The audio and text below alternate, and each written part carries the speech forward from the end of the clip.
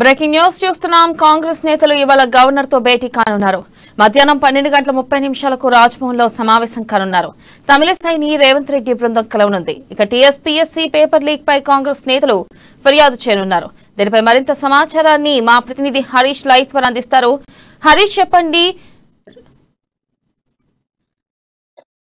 Thank you Sirisha. ఏదైతే TSPSC paper leakage వ్యవహారం అయితే తెలంగాణ రాష్ట్ర వ్యాప్తంగా సంచలనం సృష్టిస్తుందని చెప్పొచ్చు. ప్రధానంగా టీఎస్పీఎస్సీ సంబంధించి టౌన్ ప్లానింగ్ పరీక్షా పత్రానికి సంబంధించి పేపర్ లీక్ విషయం కావచ్చు.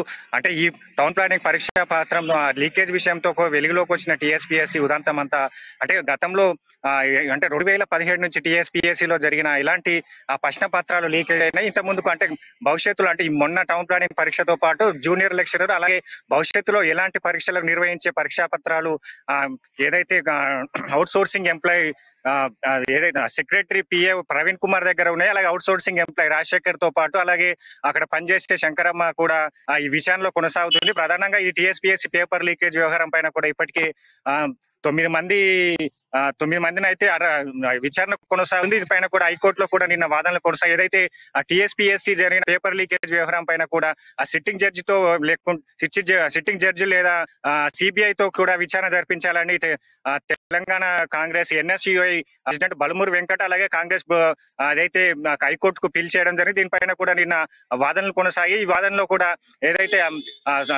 హైకోర్టు తరపు న్యాయవాది కూడా అయితే ఈ విచారణ అయితే సిట్ తో జరుగుతున్న విచారణ పారదర్శకంగానే కొనసాగుతుంది. దీన్ని సిబిఐ అవసరం లేదు. అంటే మీరు చేస్తున్న ఆరోపణల పైన కూడా మాకు వచ్చే ఏప్రిల్ 11వ తేదీ వరకు కూడా ఈ ఆరోపణల పైన కూడా వాళ్ళు మీరు చేస్తున్న ఆరోపణలను సమర్పించాలి ఆధారాలతో సహా అని చెప్పేసి కూడా నిన్న హైకోర్టు వాదనలు జరిపింది. అది ప్రధానంగా చూడవచ్చు. ఏదైతే టీఎస్పీఎస్సీకి సంబంధించి పేపర్ లీకేజ్ వ్యవహారంలో తోటి 30 లక్షలకు పైగా నిరుద్యోగులు నష్టపోతున్నారు చెప్పేసి కూడా కాంగ్రెస్ పార్టీ అలాగే టీపీసీసీ అధ్యక్షుడు రేవంత్ రెడ్డి కూడా డిమాండ్ చేస్తున్న పరిస్థితి అయితే నిన్న రేవంత్ రెడ్డి ఏదైతే వ్యాఖ్యలు చేశాడో దానిపైన కూడా సిట్టు రేవంత్ రెడ్డికి కూడా నోటీసులు ఇవ్వడం జరిగింది. ప్రధానంగా టీఎస్పీఎస్సీ లో జరిగే వ్యవహారం అంతా కేటీఆర్ ఆఫీస్ కేంద్రంగానే జరుగుతుంది. దీంట్లో కేటీఆర్ పిఏ తిరుపతి రెడ్డి హస్తం ఉంది. తిరుపతి రెడ్డి అక్కడ ఏదైతే జగిత్యాల జిల్లా మండలంలోని 25 మందికి టీఎస్పీఎస్సీ గ్రూప్ 1 పరీక్షకు సంబంధించి 100 మార్కులు పైగా ఒకే మండలానికి చెందిన వారందరికీ కూడా ఈ మార్కులు రావడం జరిగింది. దీంట్లో తిరుపతి రెడ్డికి సన్నిహితుడైన టీఎస్పీఎస్సీలోని పనిచేసే ఏదైతే రాజశేఖర్ అనే వ్యక్తి ఉన్నాడో అవుట్ సోర్సింగ్ ఎంప్లాయ్ ఆయన ద్వారా పేపర్ లీకేజ్ పాల్పడినట్టుగా తెలుస్తుంది.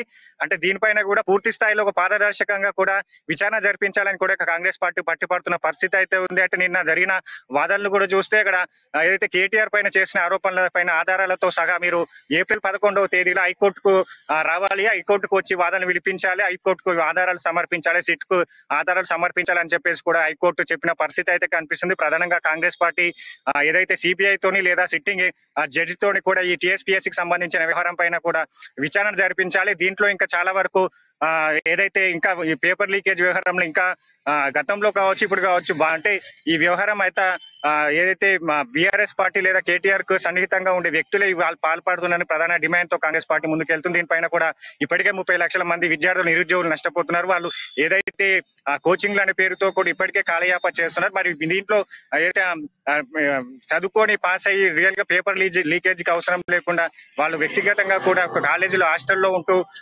కష్టపడి చదివిన వాళ్ళ పరిస్థితి ఏంది, మిగతా వాళ్ళకి ఎలాంటి ఆధారాలు చూపిస్తారు, వచ్చే పరీక్షలు ఏమైనా కల్పిస్తారా లేదంటే ఎలాంటి దానిపైన కూడా కాంగ్రెస్ పార్టీ ముందుకెళ్తుందని చెప్పొచ్చు. దీన్ని ఈ రోజు ఏదైతే గవర్నర్ తమిళసైని కాంగ్రెస్ పార్టీ టీపీసీసీ అధ్యక్షుడు రేవంత్ రెడ్డితో పాటు మిగతా సీనియర్ నేతలు 10 మంది బృందంతో కలిసి ఈ పేపర్ లీకేజ్ వ్యవహారంలో పైన మధ్యాహ్నం 12:30కు రాజ్భవన్ లో గవర్నర్ తో మీటింగ్ అయ్యే పరిస్థితి కనిపిస్తున్నాయి. ఈ గవర్నర్ లో ప్రధానంగా ఏదైతే ఈ వ్యవహారం పైన కూడా ఇప్పటికే సిట్టింగ్ జడ్జి తో కాడి సిబిఐతో విచారణ జరిపించాలి. భవిష్యత్తులో ఇలాంటి ఘటనలు పునరావృతం కాకుండా గట్టి పటిష్టమైన కూడా ఒక టీఎస్పీఎస్సీని తీసుకురావాలి. టీఎస్పీఎస్సీ లో ఇలాంటి అక్రమాలకు పాల్పడుతున్న వారి అందరిపైన కూడా పూర్తి స్థాయిలో విచారణ జరిపి దోషులను కఠినంగా శిక్షించాలని డిమాండ్ తో రాజ్భవన్ లో గవర్నర్ తో మీట్ అయితే రేవంత్ రెడ్డితో పాటు మిగతా కాంగ్రెస్ నేతలు మీట్ అయ్యే పరిస్థితి అయితే ప్రధానంగా కాంగ్రెస్ పార్టీ చెప్తుంది ఒకటి, టీఎస్పీఎస్సీ జరిగిందంతా కూడా ఇది నిరుద్యోగులకు నష్టం కల్పించేలా ఉంది. నిరుద్యోగులకు అండగా నిలిచేందుకు Congress party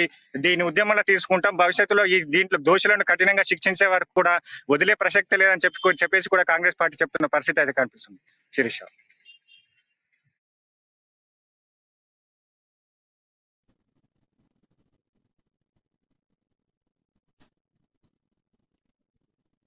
right Harish, thank you.